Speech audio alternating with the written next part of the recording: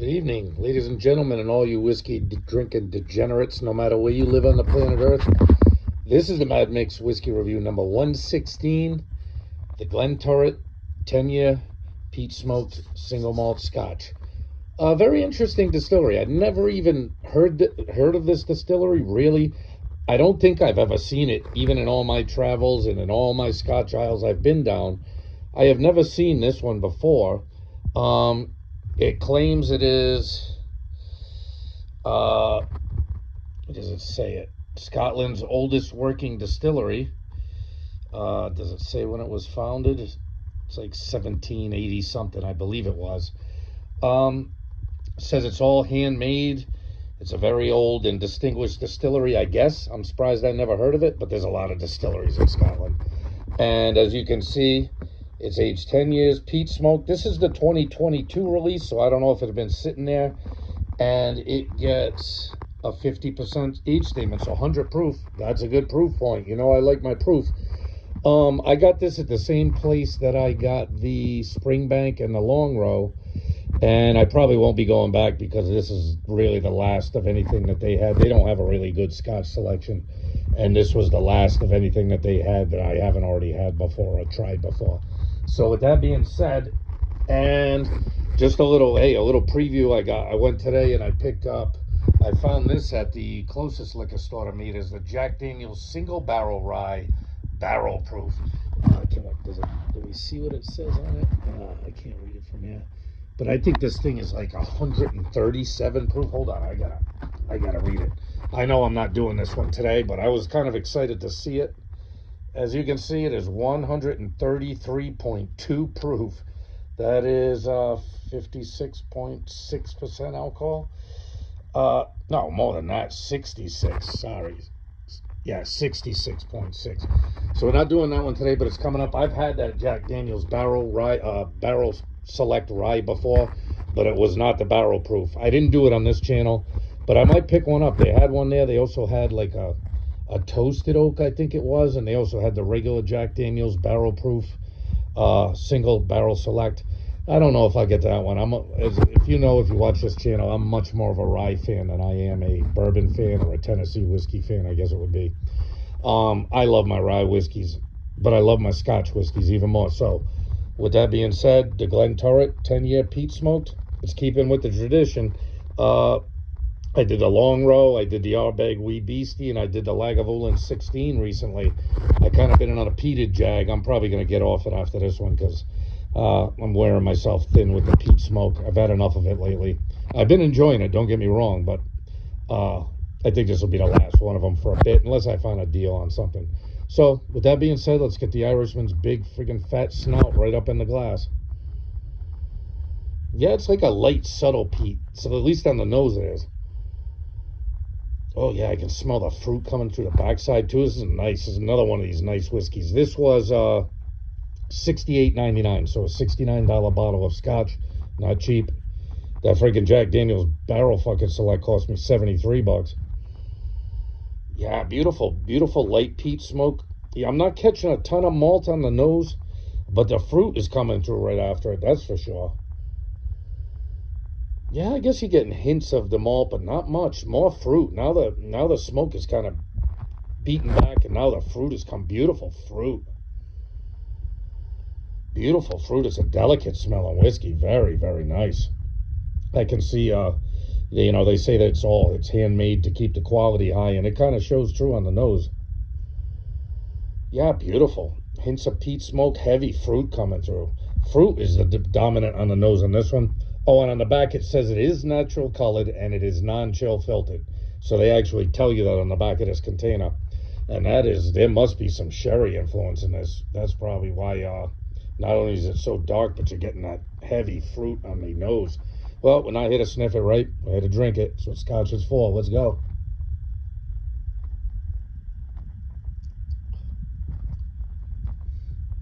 Oh, yeah, right up front you get, on the back it says it's lightly peat smoked. Oh, no, this has got some peat in it.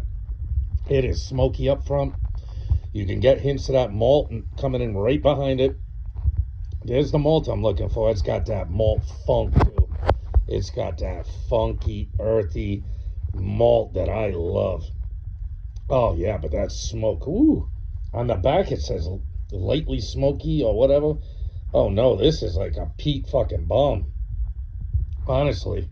I mean, it tells you it's peat smoke, but on the back in the description, it's like with subtle hints of smoke coming through. Oh no, it's not. There's nothing subtle about this one. Yeah, and now on the nose, you're getting a little more of that malt funk and a whole, like I said, a whole lot of that fruit. It's got a nice fruit character to it. All right, one more sip and we'll wrap this one up.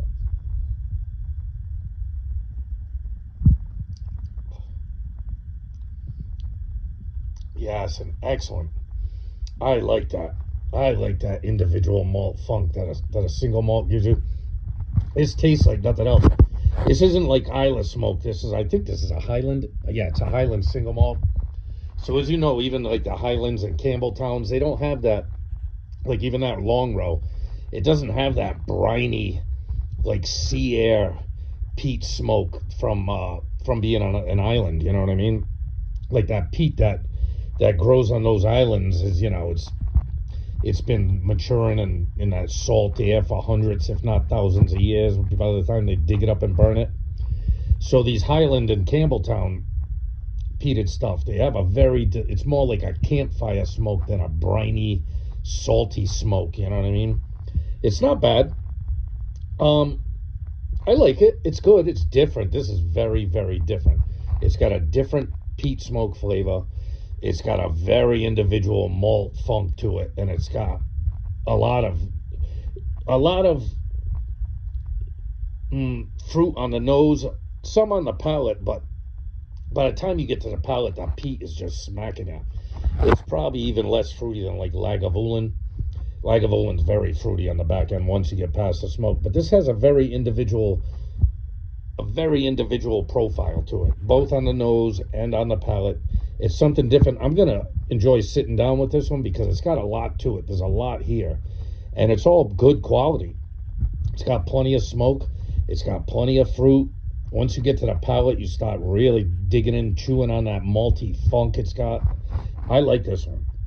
Not a lot of spice in the back end, even as I'm sitting here with it. Not a ton of spice in the back end, which makes me think they're probably using more those European sherry butts or something. In order to get that color in 10 years, it's got to have some sherry or some kind of influence. It doesn't really say on the carton what kind of barrels they're using, but I would imagine there's got to be sherry in it. In fact, I might sit down and go to whiskey.com on YouTube and see if I can't find a tour of this distillery. I might just find it there. They got a tours of lots of distilleries. So with that being said, Mad Mix Whiskey Review number 116. Glenturret 10-year, peat smoked, coming in at 50% alcohol. I like it. I'd probably give it like a 8.7, 8.6. Do I think this is going to be everyone's bag? No. You're going to have to really be a Scotch drinker to enjoy this. This is not one of those accessible, middle-of-the-road, Glenmorangie, Glenlivet, Glenfiddich. This is not that. This is a flavor explosion. There is peat in here. There is malt funk. There is fruit. Like I said, less spicy than most. Do I like it? Yeah, I like it. Do I think it's worth $69, $68.99? Probably not, especially for a 10-year. But I do like it. You know me, I never drink the same Scotch twice. And if I do, it's spaced out over a long period of time. I enjoy trying new Scotches. And I'm glad I bought this one. It's something different. Look at the bottle. The bottle is beautiful. You know what I mean? I'm gonna save that one for my own whiskey when I need to bottle it. That's a beautiful bottle. Nice packaging, good flavor. You can tell this is I won't say it's like a Springbank. It's because it's not. It might be closer to the Long Row, which is made by Springbank.